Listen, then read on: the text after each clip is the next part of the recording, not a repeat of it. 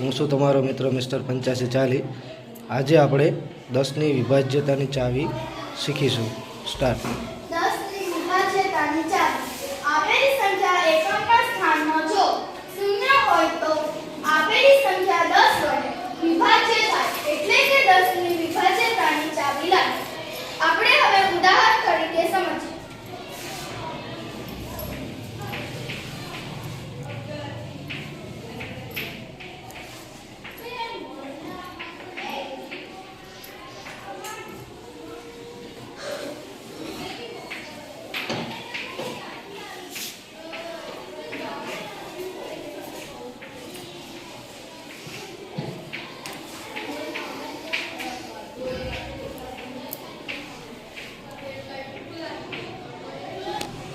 અહીં આપણે આપેલી સંખ્યા 100 લીધી છે અને તેના એકમના સ્થાનમાં 0 છે, તેથી આપણે 10 વડે ભાગી શકીએ છીએ।